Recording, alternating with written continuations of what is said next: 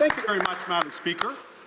I know it is end of session, and I'm happy to be standing and rising in debate on C-23, and the ability for me to speak on that is a privilege.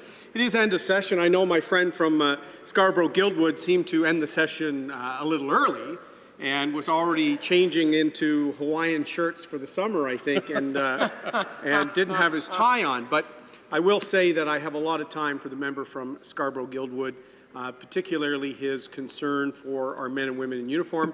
I know he's been advocating on some mental health reforms that has had him sometimes at odds with the Minister of Veterans Affairs, and I respect him for doing that.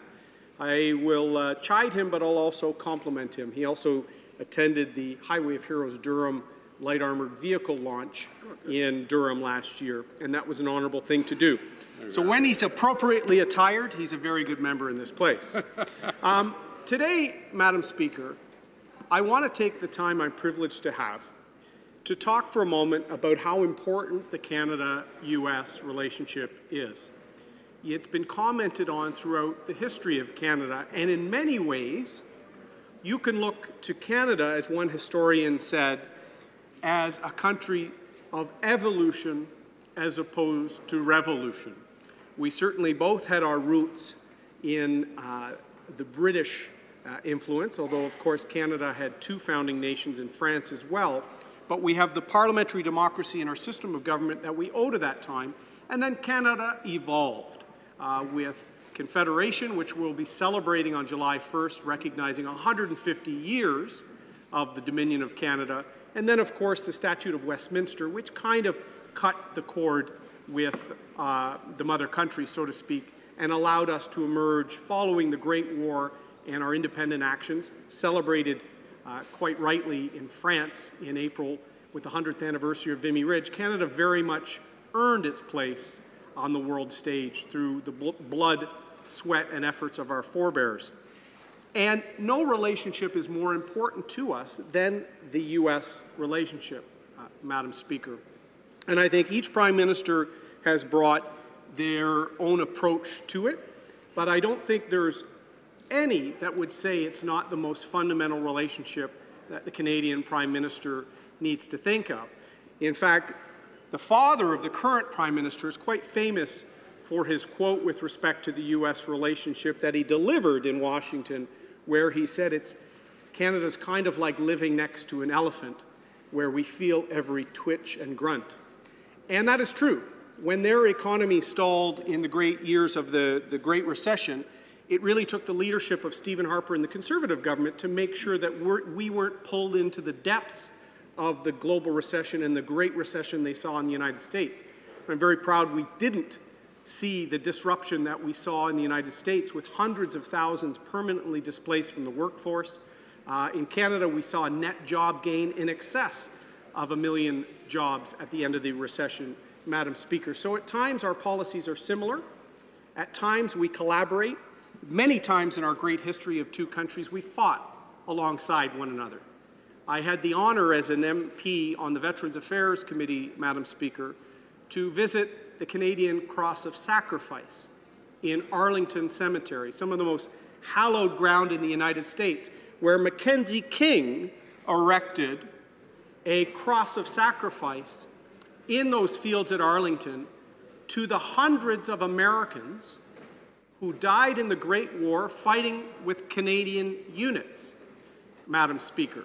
And we recognize that both the First World War and the Second World War, Canada was in the war faster than the United States, despite attempts by this government to suggest we have 150 years of peacekeeping in our past, Madam Speaker. We were in those conflicts alongside our allies and alongside our values before our friends in the United States and their own sons and in some cases daughters came to Canada to help the war effort. And so we have a proud history as friends, as trading partners, as collaborators, as people that fought and bled together, Madam Speaker. And all of those things, along with familial ties, where there will be a lot of us in this chamber, I'm sure, have relatives living and working in the United States, all of those things create a bond that is precious, Madam Speaker.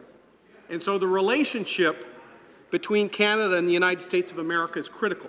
I think Conservative governments throughout our history, particularly the Harper government and the Mulroney government, took that relationship very seriously as a relationship of equals, fighting for deals, fighting for agreements that were in our national interest. You can get along with a friend, an ally, a neighbor, but you can also fight for your own interests. And why I have this long prologue to this speech is C-23 represents probably the most one-sided, ineffective deal I've seen in my 4 years in politics, Madam Speaker. And I bring to that experience my time in the military and my time in the private sector. The relationship between Canada and the United States under this Prime Minister has been a one-sided relationship with 2 U.S. presidents now, Madam Speaker. So the Liberal history, and we saw the antagonism under the Chrétien government with Prime Minister's office officials having to resign for publicly criticizing the U.S. president at the time. One of the Liberal members from Mississauga at the time making inappropriate comments about a head of state, Madam Speaker. We've seen that relationship frayed and abused under Liberal governments, and this is a perfect example. I'm going to use C-23 as the example of that erosion because it comes out of the Prime Minister's trip to Washington last March, Madam Speaker. And on that day, as he is apt to do, the Prime Minister issued a tweet from Washington. His tweet, I quote, "There is no relationship in the world quite like the Canada-US relationship," Madam Speaker. And I would agree. In this chamber, the Prime Minister then introduced months later President Obama, then President of the United States, before he left, and he embarrassed many of us in this House, Madam Speaker, when he introduced the U.S. President by referring to them as a bromance and that these speeches would be an example of dude-plomacy. I hope Hansard can get that right. Yes, those are anagram words using dude and diplomacy. Unbefitting the Prime Minister of Canada, Madam Speaker, introducing the President of the United States in our House of Commons, from the same podium where Winston Churchill spoke and gave the some chicken, some neck speech in the midst of the Second World War. To have a Prime Minister now who uses such laughable and immature terms shows why our relationship with the United States is fraying. So, with that bromance in mind, how did Canada fare under this Liberal government and President Obama? Within months of them assuming office, he cancelled Keystone XL, a pipeline that would not only ensure Canadians get the world or a more fair world price for our resources, it was a project championed by Canadian industry, by people that get their hands dirty in the oil sands in Alberta, in corporate Canada that wanted to fund and finance so that our resource could be refined and we could have multiple options to get a better world price. He cancelled that deal because he knew the new Prime Minister, the new Liberal Prime Minister, would simply accept that, Madam Speaker. Ironically, the change in politics in the United States has led to a president who's reevaluating that deal, Madam Speaker, because Keystone had virtually zero impact on climate change. And that assessment was from the U.S. State Department, Madam Speaker. So with this Prime Minister, Obama knew he would receive silence to a decision that hurt our economy and particularly hurt a province like Alberta, which we know is suffering terribly at the moment. So we lost Keystone under the bromance, Madam Speaker. What else did Canada get? Well, we had President Obama who praised the Prime Minister's carbon tax scheme and carbon pricing across the country, but you certainly didn't see President Obama introducing a carbon tax regime in the United States. So what he did by praising the ill-informed moves of the Canadian Prime Minister, he was allowing this Prime Minister to put our North American integrated economy, to put Canada at a disadvantage. Because I'll tell you, the manufacturing facilities, whether in the auto industry or in others, in southern Ontario, they compete against U.S. plants for business, Madam Speaker. The Bakken shale deposit in Saskatchewan doesn't end at the Canada-U.S. border. So if there's going to be an input cost for carbon at a plant in Windsor because of the Trudeau Kathleen Wynne plan, pardon me, the Prime Minister's Kathleen Wynne plan, and there's not in Michigan, mere kilometers away, Madam Speaker, where do you think the new vehicle will go? Procter & Gamble in Brockville, Madam Speaker, I had the honor of being legal counsel for that company.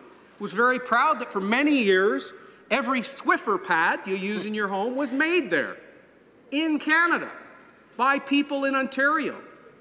But these plants are integrated, so of course, consolidation of manufacturing is now happening at an American plant, and they've announced the closure of the largest employer in Brockville, Madam Speaker. St. Paul. So the U.S. President at the time, Mr. Obama, watched as this Liberal Prime Minister put Canada's economy at a competitive disadvantage, Madam Speaker.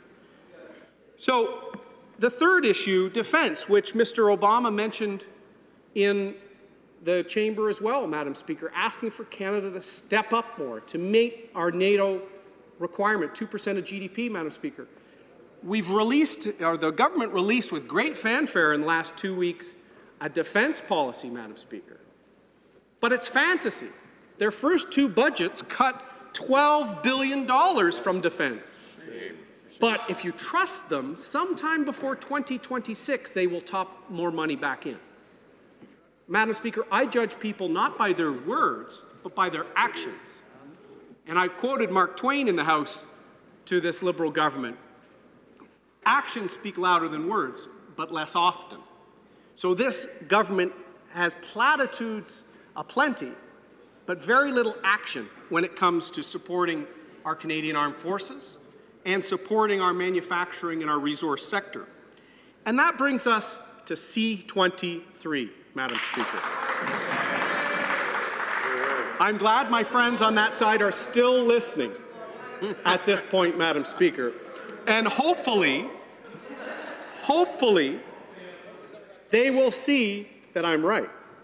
So why do I call this the worst deal in Canadian-U.S. history?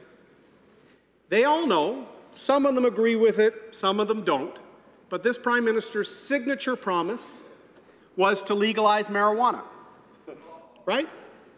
And this pre-clearance bill should have anticipated that move, Madam Speaker. So I'll tell you why. This is the most comprehensive change to customs agreements between Canada and the United States. We are giving the Americans the ability to have American officials search Canadians on Canadian soil.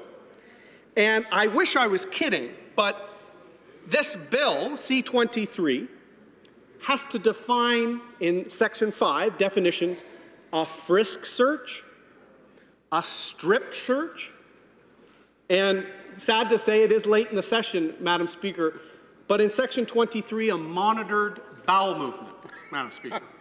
So the unprecedented, literally, level of access and powers, 5 enumerated grounds of powers for U.S. officials on our soil, including the gathering of biometric data, Madam Speaker.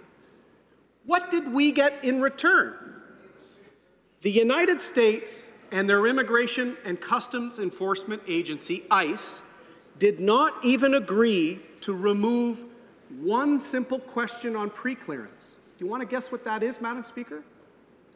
Have you ever smoked marijuana? He couldn't even get that one question removed from the U.S. pre-clearance. Why is that important, Madam Speaker? Because despite Colorado and some of the U.S. states, if a Canadian answers yes to that question, they can be banned from the United States. Wow. Banned. There are going to be people losing jobs. We're already hearing of that, Madam Speaker. At a time they're legalizing marijuana, Madam Speaker. So the legalization, the Liberal government seems to forget their evidence-based decision-making they talked a lot about in opposition, including my friend from Winnipeg North. Bad on public health. The Canadian Medical Associations criticized that decision. But also bad on public safety and customs. If a Canadian who thinks it's fine because the Liberals are legalizing marijuana, the Americans can still ask them that question, Madam Speaker, and they can be banned from travel to the United States. I was intrigued by the member from Yukon who rose in debate here, because the other disaster of the March 10th agreement in Washington was what this Prime Minister did to our Arctic. With zero consultation to the Inuit and First Nations of our North, the Prime Minister unilaterally agreed with President Obama to restrict 10% of our waterways in the Arctic and 17% of our land mass from development. So today is National Aboriginal Day. I guess he missed the duty to consult there, Madam Speaker. President Obama asked him to do it, and they gave a cursory phone call to territorial and Aboriginal leaders mere hours before he pledged to give away their right to determine their destiny. So I hope the MP from Yukon, I heard about it when I was in Yukon. I know my former colleague Leona Glukuk was outraged by the Prime Minister acting in that fashion. And right now, the Prime Minister hasn't even been to Yukon, been to private islands and all over the world. He hasn't been to Yukon, and we have no cabinet representation from our Arctic, Madam Speaker. So that was another disaster of the March 10th agreement in Washington. They also talked about the Paris Accord, Madam Speaker, this Prime Minister and President Obama. But as I said before, President Obama praised the Liberal carbon tax, but he certainly didn't emulate it. And we are now falling further and further behind when it comes to competitiveness on a North American basis, Madam Speaker. So C-23 is the culmination of a one-way relationship. The Americans get what they want, and under this Prime Minister, Canada accepts. C-23, they couldn't even get the Americans to take one pre-clearance question out of the ICE category of questions they can ask Canadians. They couldn't even get one question removed, but they're prepared to allow American officials to search our people on Canadian soil, and they think that's fine. So, Madam Speaker, the relationship between our two countries is critical, but it's also critical to look at it as a relationship of equals. So far, all that I've seen this government achieve in Washington is a state dinner and tickets for their family and friends, lots of photos. In fact, if you look at the tweets, the public safety minister, he was more impressed with tours of the Oval Office in Washington in March than he was in securing a deal in Canada's interest, Madam Speaker. And at a time we're seeing our auto and resource industries falling farther and farther behind, we're seeing the fact that people that feel that marijuana becoming legal, they can just voluntarily tell an American official that, yes, I've smoked marijuana. They probably don't know, Madam Speaker. They could lose their ability to travel for work because the Liberals could not get that one question removed, Madam Speaker. Then you look at, finally, I think the most egregious element of that day in Washington that led to C-23 was the mistreatment of our Arctic and the lack of respect for our Inuit and First Nations. The fact that the Prime Minister, who talks about healing the relationship as being central to this government, gave a courtesy phone call to territorial leaders minutes before announcing that he was restricting their ability to be the masters of their destiny over their landmass, their traditional lands, and their traditional waterways, Madam Speaker. So I'm glad my friends on the government side have listened intently. I hope they can reflect on these elements and how critical it is for Canada to have a mature foreign policy with our friends in the United States. And they can come back in the fall and rein in the Prime Minister, tell him we want deals that are not just good for Canada, good for our workers, good for our First Nations and our Aboriginal people. We want to make sure that our friends in the United States take us seriously, Madam Speaker. It's more than just tweets, photos, and state dinners. It's about getting a result that is good for Canada. Thank you, Madam Speaker.